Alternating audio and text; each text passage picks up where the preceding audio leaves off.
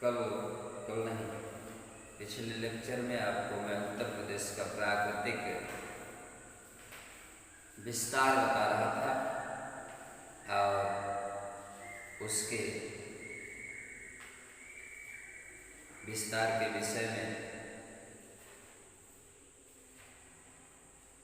मैदानी प्रदेश और दक्षिण का पठारी प्रदेश, बुंदेलखंड और बघेलखंड के विषय में बता रहा था। इसके बाद इसमें एक जनजातियाँ आती हैं। इस जनजातियों में बहुत से जनजातियों के नाम दिए गए उत्तर प्रदेश में।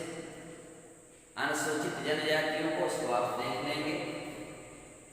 इसके अलावा कुछ प्रमुख रूप से पूछ देता आपके क्वेश्चनों में कि उत्तर प्रदेश में जैसे थारू हुआ, मुक्सा हुआ, महागिरी, इस तरह की जनजातियां हैं। उत्तर प्रदेश की जनजातियां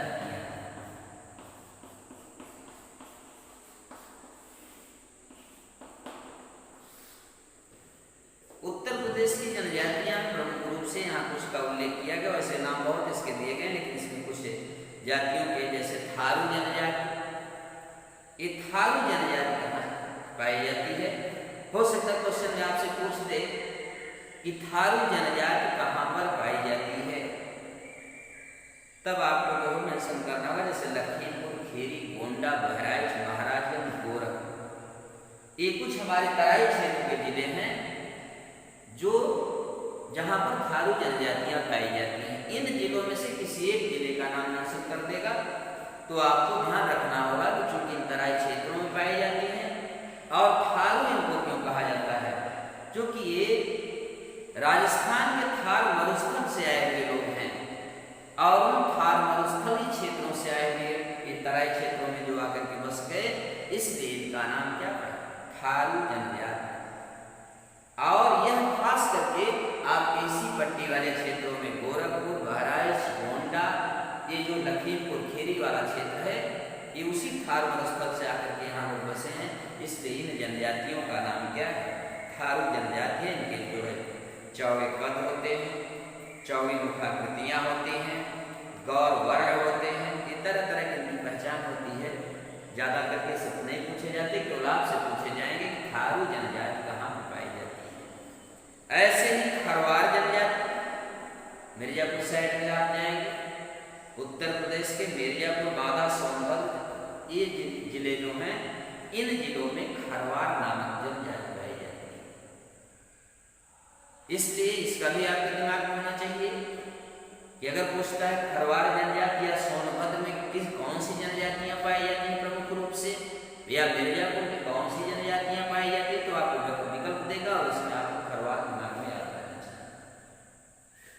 ऐसे ही हिंदू देवी देवताओं की पूजा करते हैं, शिव की पूजा करते हैं, हिंदुओं की तरह से इनका वेशभूषा रहता, सारी चीजें होती हैं, लेकिन इसके बावजूद भी इनका हमारे जीवन से, हमारे सभ्य जीवन की अपेक्षा इनका जनजीवन कुछ असामान्य होता है। ये अपना जीवन आकर जाके देखिए, सोनभद्र में लकड़ियाँ काट काट करके बेचने का काम करते हैं। लकड़ी वगैरह क्योंकि जंगलों में रहते ही हैं, इसलिए अपने जंगली जीवन में लकड़ियों के माध्यम से ही अपना जीवन यापन करते हैं। ऐसे ही महागिरी जनजाति, ये कहाँ की पाई जाती है? महागिरी जनजाति खास करके बिजनौर जिले के नजीबाबाद क्षेत्र में महागिरी जनजाति का प्रमुख निवास स्थल है। बिजनौर आपका पड़ेगा मुजफ्फरनगर और मेरठ के उत्तर। कभी आप पश्चिमी उत्तर प्रदेश में जाएंगे, दिल्ली के आसपास के क्षेत्रों में, तो जो पश्चिमी और क्या नाम से मुजफ्फरनगर और मेरठ के जब उत्तरी दिशा में एक जिला पड़ता है जिसको बिजनौर कहते हैं, और उस बिजनौर में महागिरी जनजाति पाई जाती है। ये सब आखेट करते हैं, मछली पालन का भी काम करते हैं और मजदूरी का काम करते हैं। ये भी हिंदू धर्म से संबंधित देवी देवताओं का भी जो है वो क्या कर लिया। इसके अलावा एक खड़ी बोली भी, क्योंकि ज़्यादा करके ब्रज क्षेत्रों में और क्षेत्रों में खड़ी बोली का भी प्रचलन है, इसलिए खड़ी बोली का भी प्रयोग करते हैं। ऐसे ही एक जनजाति होती है बुक्सा, बुक्सा जनजाति, बुक्सा जनजाति। बुक्सा जनजाति।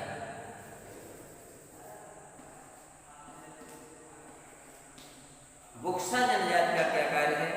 ये जनजातियां प्रमुख रूप से बिजनौर जनपद के आसपास ही पाई जाती हैं और इसका संबंध राजपूतों से जोड़ा जाता है। ऐसा नहीं कि राजपूतों में जनजाति नहीं, कुछ ऐसी जनजातियां हैं जिनका रिलेशन राजपूतों से था और राजपूत लोग इन जनजातियों से संबंध बनाए, इसलिए अपने को राजपूतों से जोड़ करके देखते हैं लोग। इसके अलावा आपके कुछ उत्तर प्रदेश के प्रमुख नगरों की बात आती है।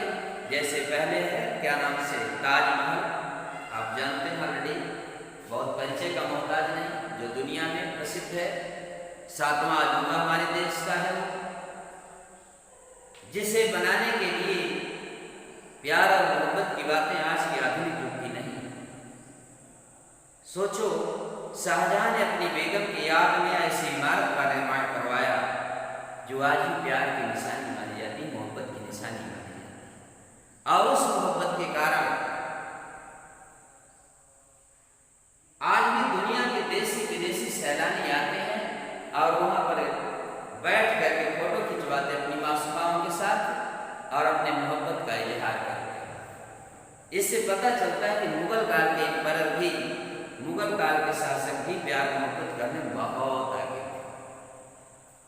उन्होंने अपने प्यार की पहचान के लिए ऐसी इमारत का निर्माण करवा दिया जिसे ताजमहल आज दुनिया में क्या है, जाना। आज देशी विदेशी तमाम पर्यटक वहां पर आते हैं, तमाम विदेशी मुद्राएं हमें उसी के आधार पर प्राप्त होती हैं जो हमारे देश की प्रगति में क्या करते हैं, योगदान देते हैं। इसका मतलब प्यार करना कोई गलत बात नहीं। प्यार करने से भी जो है देखिए देश की अर्थव्यवस्था को सहयोग मिल रहा है। लेकिन बहुत से लोग तो प्यार करने जो क्या कर देते हैं, अपना सब कुछ जो है दाव पे लगा देते हैं और प्यार भी नहीं मिल पाता। इसके अलावा आगरा को वहां के पेठे बहुत ज्यादा पसंद है आगरा का, और आगरा के दाल मोठ माने नमकीन। वहां पर अकबर ने कुछ जैसे बुलंद दरवाजा, पंचमहल, शेख सलीम चिश्ती की प्रसिद्ध दरगाह, दयालबाग, प्रसिद्ध राधा स्वामी मंदिर आज भी आगरा में पाए जाते हैं। इसके अलावा औद्योगिक नगर कानपुर। कानपुर आपका आता है एक नगर के रूप में, जिसे भारत का नहीं उत्तर प्रदेश का मानचेस्टर है। कानपुर उत्तर प्रदेश का मानचेस्टर इसलिए कानपुर एक औद्योगिक क्षेत्र है उत्तर प्रदेश का, जहां पर बहुत से कल कारखाने लगे हुए हैं, जहां पर चमड़ा उद्योग प्रमुख रूप से जो है वहां का उद्योग है। इसके अलावा टेक्सटाइल, कपड़े का उद्योग, ये सारे उद्योग बहुत पर्याप्त मात्रा में पाए जाते हैं। इसलिए कानपुर भी जो है एक प्रमुख, यहाँ पर चंद्रशेखर कृषि विश्वविद्यालय बनवाया गया है। इसके अलावा इसमें तरह तरह के चिड़ियाघर यहाँ पर पाए जाते हैं, सूती वस्त्र से लेकर चमड़े उद्योग आदि कारखाने पाए जाते हैं। ये सारी चीज कानपुर, और कानपुर जिले को 2 भागों में बांट दिया गया है, कानपुर नगर और कानपुर देहात। चूंकि यह एक औद्योगिक क्षेत्र होने के नाते जनसंख्या इतनी अधिक है कि नगर का प्रशासन अलग और देहात का प्रशासन अलग चलाया जाता है। इसके अलावा नवाबों का नगर लखनऊ को भी नवाबों का नगर कहा जाता था। और इस हजरत बेगम महल, जो बेगम हजरत महल के नाम से जिनको आप जानते हैं, इसके अलावा यहाँ पर आप जानते हैं हमारे उत्तर प्रदेश की राजधानी लखनऊ है। मुख्यमंत्री से लेकर विधानसभा भवन से लेकर के सारे मंत्री को सारा आवास वगैरह जो वहीं पर है। अजायब घर, भूल भुलैया भी हमारे कहाँ है, लखनऊ में। लखनऊ का चिड़ियाघर बहुत ही प्रसिद्ध है। और यहाँ पर एक इमामबाड़ा, यहाँ पर इमामबाड़ा भी है लखनऊ में। और यहाँ का एक वन पाया जाता है, कुकरैल नामक स्थान है, जहाँ पर मगरमच्छ और घड़ियाल पाए जाते हैं। इसको ध्यान रखिए, क्वेश्चन आता है ईटी से लेकर सुपर डेटा के बीटीसी वगैरह में कि लखनऊ के किस स्थान पर मगरमच्छ और घड़ियाल पाए जाते हैं। विकल्प में आपको कुकरैल लिखा मिलेगा। इसलिए और आपके दिमाग में रहे यहाँ कहाँ पाएंगे, लेकिन वो पाए जाते हैं वहाँ पर। और यहाँ चिकन और कढ़ाई अनेक उद्योग भी पाए जाते हैं। नवाबों और मुगलई पकवानों के लिए देश विदेश में यह नगर क्या है, प्रसिद्ध। ऐसे ही घाटों की नगरी वाराणसी, काशी में मरने से मोक्ष प्राप्त होता है और मगहर में मरने से नरक। कालिदास नहीं, कबीरदास जी भी इसी भावना से प्रेरित होकर के और उन्होंने इस तरह की बात सोची, काशी में चल करके मरे। अब ऐसा तो पता न सत्यता है कि नहीं है, लेकिन काशी भी पूरे संसार में, भारत की बात नहीं, हमारा वाराणसी जो हिंदू विश्वविद्यालय वहाँ पर स्थापित मदन मोहन मालवीय ने स्थापित कराया।